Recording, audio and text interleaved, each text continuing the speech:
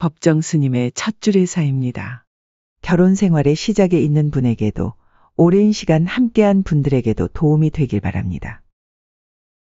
나는 오늘 일찍이 안 하던 짓을 하게 됐습니다. 20년 전에 지나가는 말로 대꾸한 말 때문입니다. 사람은 자기가 한 말에 책임을 져야 합니다. 사람만이 책임을 질 줄 알기 때문입니다. 오늘 짝을 이루는 두 사람도 자신들이 한 말에 책임을 져야 합니다. 믿음과 사랑으로 하나 되어 세상에 서겠다고 했으니 그 믿음과 사랑으로 하나 되어 끝까지 책임을 져야 합니다. 무릇 인간관계는 신의와 예절로서 맺어집니다. 인간관계가 단절되는 것은 그 신의와 예절을 소홀히 하기 때문입니다. 두 사람은 같은 공간대, 같은 시간대에서 부부로 만난 인연을 늘 감사하고 고맙게 생각합시다. 60억 인구인이 30억 대 1의 만남입니다. 서로 대등한 인격체로 대해야지 집안의 가구처럼 당연한 존재로 생각하면 안 됩니다. 각자 자기 식대로 살아오던 사람들끼리 한 집안에서 살아가려면 끝없는 인내가 받쳐주어야 할 것입니다. 자신의 입장만 내세우지 말고 맞은편의 처지에서 생각한다면 이해와 사랑의 길이 막히지 않을 것입니다. 아무리 화가 났을 때라도 말을 함부로 쏟아버리지 마세요. 말은 업이 되고 씨가 되어 그와 같은 결과를 가져옵니다. 결코 막말을 하지 말아야 합니다. 둘 사이에 금이 갑니다. 누가 부부싸움을 칼로 물백이라고 했습니까? 싸우고 나면 마음에 금이 갑니다. 잊지 말아야 합니다. 참는 것이 곧 덕이라는 옛말을 잊지 말아야 합니다. 탐구하는 노력을 기울이지 않으면 그 누구를 물을 것 없이 신속 정확하게 성물이 됩니다. 부부의 삶에 공통적인 지적 관심사가 없으면 대화가 단절됩니다.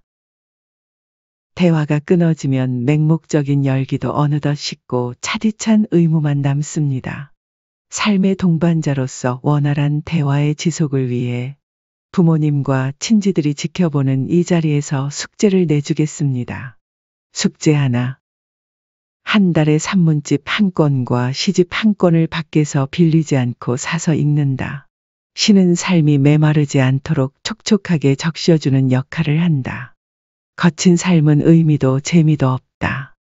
산문집은 신랑, 신부가 따로 한 권씩 골라서 바꿔가며 읽고 시집은 두 사람이 함께 선택해서 하루 한 차례씩 적당한 시간에 번갈아가며 낭송한다. 다른 이의 삶의 채취가 묻어난 글이 산문이며 그 글을 읽는 것은 곧 삶을 공유하는 것이다. 각자 고른 책을 교환해 읽는 것도 서로에 대한 공감대를 넓혀가는 중요한 일이다. 가슴에 녹이 슬면 삶의 리듬을 잃는다. 시를 낭송함으로써 항상 풋풋한 가슴을 지닐 수 있다. 사는 일이 곧 시가 되어야 한다. 1년이면 36권의 산문집과 시집이 집안에 들어온다. 이와 같이 해서 쌓인 책들은 다음 자식들에게 어머니와 아버지의 삶의 자취로, 정신으로, 유산으로 물려주라. 그 어떤 유산보다도 값질 것이다. 숙제 둘. 될 수 있는 한 집안에서 쓰레기를 덜 만들도록 하라. 분에 넘치는 소비는 더 말할 것도 없이 악덕이다. 살아가는데 없어서는 안 될 꼭 필요한 것 외에는 그 어떤 것도 아예 집안에 들여놓지 말라. 광고에 속지 말고 충동구매를 극복하라. 가진 것이 많을수록 빼앗기는 것 또한 많다는 사실을 상기하라. 적게 가지고도 멋지게 살 수 있어야 한다.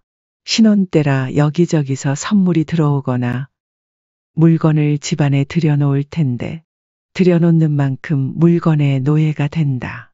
오래오래 두고 풀어야 할 이 두 가지 숙제는 분주한 일상에 헛된 욕심에 메말라버린 우리 마음을 도닥여주는 따뜻한 손과 같은 느낌을 전해준다. 삶의 무게를 줄이라는 법정 스님이 이 부부에게 준 결혼 선물은 스님이 가장 아낀다는 닭이와 녹차였다고 합니다. 맑고 향기롭게 살아가라는 뜻을 담지 않았을까요? 선물과 함께 전해진 글귀는 서로 사랑은 하되 사랑에 얽매이지는 말라입니다.